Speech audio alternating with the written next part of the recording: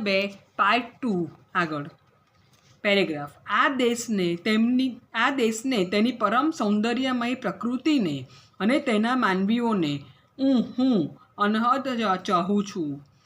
હું આ દેશનું મારી ઈચ્છા છે તેટલું અટન દર્શન કરી શક્યો નથી. જેટલું ફર્યો છું એટલા માત્રમાં પણ મને માનસે જીવનના જુદા જુદા અર્થો મળ્યા છે. બીજા દેશો મેં જોયા નથી. જોયા હોત તો ત્યાં પણ આવો જ અનુભવ થાત તેવો વિશ્વાસ ઊંડે છે. કૌંસમાં પ્રૂ તત્વમસીના નિવેદનમાંથી કૌંસ પૂરો. પેરેગ્રાફ આ સર્જકની લીધેલી મુલાકાત દરમિયાન એક પ્રશ્નના પ્રત્યુત્તરમાં તેઓ જણાવે છે કે પિતાજી કવિ હતા. ઘરમાં સાહિત્યનું વાતાવરણ હતું અને મને વાંચવાનો શોખ. ભણવા કરતાં બહારની ચોપડીઓ વધારે વાંચતો અને વાંચવાની મજા આવતી. નોંધ કરતો, લખતો અને પત્ર સરસ લખતો. એમાં ટેવ પડી ગઈ. એટલે કે નાનપણથી જ લેખકને પત્ર લખવાનો શોખ હોત. તેમને લેખનનો આરંભ આમ પત્રલેખનથી કર્યો એમ કહી શકાય. પિતાજીની નોકરી અને તેમના શિક્ષણને કારણે તેમને જુદા જુદા સ્થળોએ સ્વજનો અને પરિચિતજનોથી દૂર રહેવાનું બન્યું. આથી સ્વજનો સુધી પોતાની લાગણીઓ પહોંચાડવામાં પત્રનું માધ્યમ તેમને ખપ લાગ્યું. સગા સંબંધીઓ, કુટુંબીજનો, મિત્ર વર્તુળ કે પરિચિતોને પોતાની સંવેદનાઓ પહોંચાડવા તેઓ અવારનવાર પત્રો લખતા રહે છે. એ રીતે પત્રલેખન તેમની મનગમતી પ્રવૃત્તિ બની રહે છે, જે તેમના લેખન શોખને બળવત્તર બનાવે છે. આ પત્રલેખન તેમના ગદ્યને અને તેમની ગદ્ય શૈલીને ઘડવામાં પાયાનું કામ કરે છે. પેરેગ્રાફ ધ્રુવ ભટ્ટનું બાળપણ રખડપટ્ટી, મિત્રો સાથે મજાક મસ્તી અને કંઈક નવું કરવામાં વીત્યું છે. તેઓ એક મુલાકાતમાં કહે છે કે બાળપણમાં તેમને ઊંધું વાંચવાની અને સાર્થક વાક્ય બનાવવાની મથામણ ખૂબ જ ગમતી હતી. એટલે શબ્દ સાથેનો તેમનો પનારો ગાઢ થતો ગયો. રસ્તામાં કોઈ જગ્યાએ કંઈ લખાયેલું જુએ ત્યારે તેને ઊંધું ફેરવીને વાંચવાનો પ્રયત્ન કરતા. દાખલા તરીકે દાસના પેડા પેડાનો દાસ. પેરેગ્રાફ આવી રીતે પરંપરાગત કરતાં નવીન રીતે વિચારવાની તેમની ટેવ આગળ જતાં તેમની ઘણી બધી કૃતિઓનું મૂળ બની રહે છે. દાખલા તરીકે અત્રાપી નવલકથાનો નાયક સ્વર્ધમન. પેરેગ્રાફ પ્રકૃતિ પ્રેમ, જીવાતું જીવન અને અન્ય માનવો તરફનો તીવ્ર સ્નેહ તેમના સર્જક ઘડતરના પરિબળો છે. કરમસદમાં નોકરી કરતા હતા ત્યારે એક દિવસ રસ્તામાં બે બાળકોને ઝઘડતા જુએ છે. આથી તેમને અટકાવવા તેમને પૂછે છે, કેમ ઝઘડો છો? તો બાળક જવાબ આપે છે, તો બીજું શું કરીએ? બાળકનો આવો જવાબ તેમને મૂંઝવણમાં મૂકી દે છે. પત્ની સાથે આ બાબતની ચર્ચા કરે છે અને તેમાંથી તેઓ બાળકોને પરોક્ષ શિક્ષણ આપવાની શરૂઆત કરે છે. કોઈ મંદિરના પ્રાંગણમાં કે વૃક્ષ નીચે થોડા બાળકો ભેગા કરીને વાર્તાઓ કહેવાનું શરૂ કરે છે. જાણીતી વાર્તાઓમાં બાળકો નીરસતા દાખવે ત્યારે પોતાની બનાવેલી વાર્તાઓ કહેતા થાય છે. એ રીતે તેમનો સર્જક જીવ પ્રવૃત્ત થાય છે. પ્રકૃતિની, પર્યાવરણની વાત કરતાં બાળકોએ દરિયો જોયો નથી તો ગોપનાથના દરિયા કિનારે લઈ જવાનું ગોઠવે છે. જુદી જુદી શાળાના બાળકો એકબીજા સાથે ગોઠવાતા નથી, પરંતુ દરિયામાં નાહવા ગયેલા બાળકો એકબીજામાં સુંદર રીતે ભળી જાય છે.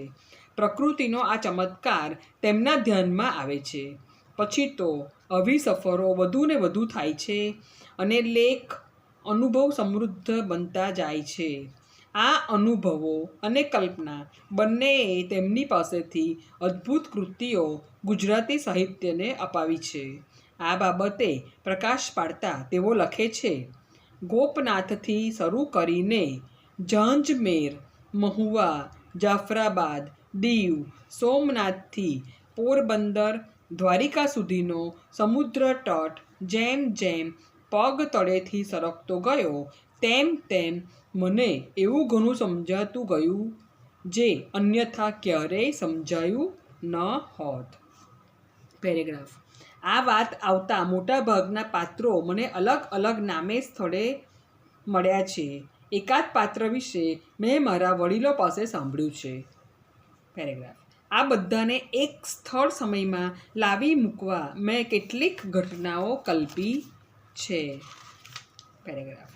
પ્રથમ આવૃત્તિ વખતે જ મેં આ લખાણ કોઈ પ્રકારનું નામ આપવાનું ટાળ્યું છે. આ શું છે તે નક્કી કરવાનું કામ મારું નથી. તમે ચાહો તે પ્રકારે અને નામે આ લખાણ માની શકો છો. પેરેગ્રાફ. આથી વિશેષ આ લખાણ અંગે મારે કહેવાનું નથી કે મિત્રો પરિચિતો પાસે કંઈ કહેવરાવાનું નથી. કૌંસમાં સમુદ્રાંતિકેની પ્રસ્તાવનામાંથી. પેરેગ્રાફ.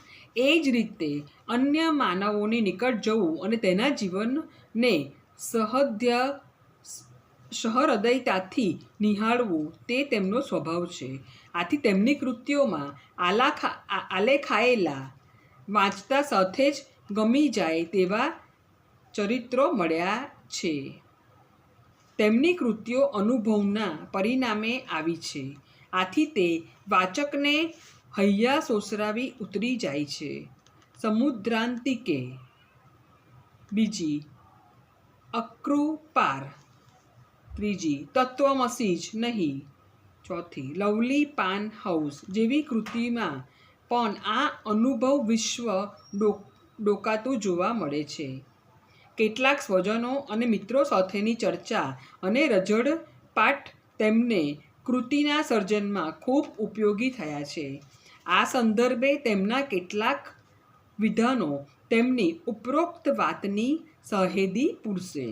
દાખલા તરીકે અક્રૂપાર કૃતિના સંદર્ભે વાત કરતાં કહે છે, 30 વર્ષ પહેલાં દિવ્યા અને હું પહેલીવાર પગપાળા પ્રવાસે અને ત્યાર પછી 10 વર્ષ સુધી શાળાના બાળકોનો કેમ્પ લઈને ગીરમાં આવતા જતા રહ્યા. 2008માં અમરાપરમાં ઘર ભાડે રાખીને રહ્યા. હવે ભલછેલ ગામે પુત્રે લઈ આપેલી જમીન પર અમારા ઘરમાં રહીએ છીએ. આ સમય દરમિયાન અમે ગીરને જે રીતે જોઈ માની પામ્યા તેમાં કલ્પનાઓ અને અર્થઘટનો ઉમેરાયા. એટલે જે રચાયું તે આ લખાણ. પેરેગ્રાફ. દરમિયાન મેં અને દિવ્યાએ ગીરમાં રહીને ત્યાંના લોકોને મળીને પછી લખવું તેવું નક્કી કર્યું. કેટલાક મિત્રોની સહાયથી અમે ગીરમાં અમરાપર રહ્યા. તે વખતે એક બાબાએ 1982ના વાવાઝોડાની વાત કરતાં કહ્યું, પૂછોમાં ઈ કે વાય એવું જ નથ્ય ક્યોને કે ઊભું એટલું સૂતું ઘરઈમાંથી એટલા ઝાડવા કાઢ્યા તો કે ક્યોને કે ગરિયની હગ માટે નનામ્યું જાતી તી. પેરેગ્રાફ. મેં તો કહી દીધું કે ગરિયનું આવરદા પૂરું, પણ આજે જોઉં તો મારી વાલી એવી ને એવી દાંત કાઢતી થઈ ગઈ. હવે છાતી ઠોકીને કહું કે વડવા કે તા ઈ ખોટું નથ્ય. ગરિય તો મારી માં અજરા અમર છે. પેરેગ્રાફ. બીજો એક પ્રસંગે ઘેડ માધવપુરમાં ગોવિંદભાઈ વેકરિયા અને મિત્રો સાથે વાતો કરતા આકાશ દર્શન અને પૃથ્વીના ભ્રમણ અંગે વાતો નીકળી. પહેલાં મનાતું કે પૃથ્વી શેષનાગની ફણા અને કાચબાની પીઠ પર ટકેલી છે તેવો ઉલ્લેખ થતાં કોઈએ કહ્યું, જો એમ હોય તો એ ટેકો જે બિંદુ પર લાગેલો હશે તે બરાબર ગીરની નીચે હશે. કૌંસમાં અકુપાર નિવેદનમાંથી. પેરેગ્રાફ. સર્જકના સર્જનમાં તેમની જિજ્ઞાસા વૃત્તિનો ફાળો પણ અસાધારણ રહ્યો છે. જગત અને જીવનના જુદા જુદા અનુભવો દરમિયાન ઊભા થતા પ્રશ્નો ઉકેલવાની તેમની સતત મથામણ અને તેના પ્રાપ્ત ઉત્તરો અન્ય સુધી પહોંચાડવાની વૃત્તિમાં પણ સર્જનના મૂળ જોઈ શકાય. તત્વમસીની પ્રસ્તાવનામાં તેઓ લખે છે કે કિશોર અવસ્થાથી મને 2 પ્રશ્નો મૂંઝવતા આવ્યા છે. પેરેગ્રાફ. જે માનવીઓ કદી પણ શાળાએ કે ગુરુ પાસે ગયા જ નથી તેમને જ ભારતીય જ્ઞાનના આધારરૂપ મનાતા લખાણોને સર્જનબળ પૂરું પાડ્યું હોય અને તેને જીવંત રાખવામાં સિંહભાગ પણ તેમનો જ હોય તેવું મને કેમ લાગે છે? પેરેગ્રાફ. અલગ ભાષા, જુદા રીત રિવાજો, જુદા ધર્મો અને બીજી અનેક ભિન્નતાઓ વચ્ચે પણ આ દેશની ભાતીગળ પ્રજામાં કંઈક એવું છે જે દરેક માણસમાં સરખું જ જડે છે. તે શું છે? આનો ઉત્તર મને ક્યારેક તો મળશે. કદાચ મારી આ જિજ્ઞાસા આ લખાણનું નિમિત્ત બની હોય. કૌંસમાં તત્વમસીના નિવેદનમાંથી કૌંસ પૂરો. પેરેગ્રાફ. આ ઉપરાંત પોતાને જે મળ્યું તે બીજાને પહોંચાડવાની વૃત્તિમાંથી આ સર્જન આવ્યું છે તેમ તેઓ કહે છે. તળના માણસો પાસેથી મને ખૂબ મળ્યું છે અને તેને મઠારીને અન્ય સુધી પહોંચાડવાનો યથાશક્ય પ્રયત્ન તેમને કર્યો. આમ તેમનામાં પડેલી માનવ સંવેદના અને અન્ય પ્રત્યેની અનુકંપાએ પણ તેમના સર્જક તરીકેના ઘડતરમાં મહત્તમ ભાગ ભજવ્યો છે. આમ ઉપરોક્ત તમામ પરિબળોએ સર્જક ધ્રુવ ભટ્ટનું ઘડતર કર્યું છે તેમ કહી શકાય. હેડિંગ. ધ્રુવ ભટ્ટનું સાહિત્ય સર્જન. સર્જક ધ્રુવ ભટ્ટ પાસેથી પ્રાપ્ત થયેલું સાહિત્ય સર્જન નીચે પ્રમાણે છે. હેડિંગ. કાવ્ય સંગ્રહો. 1. શૃણવંતુ 2001. નંબર 2. ગાય તેના ગીત 2011. હેડિંગ.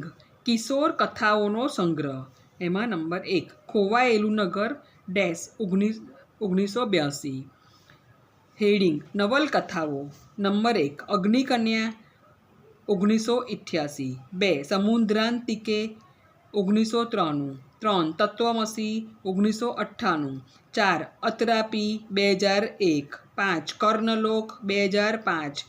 6 અકૃપાર 2010. 7 લવલી પાન હાઉસ 2012. 8 તિમિરપંથી 2015. 9 પ્રતિશ્રુતિ 2017. 10 ન ઇતિ 2018. આ સાથે પ્રશ્ન 2 પૂરો.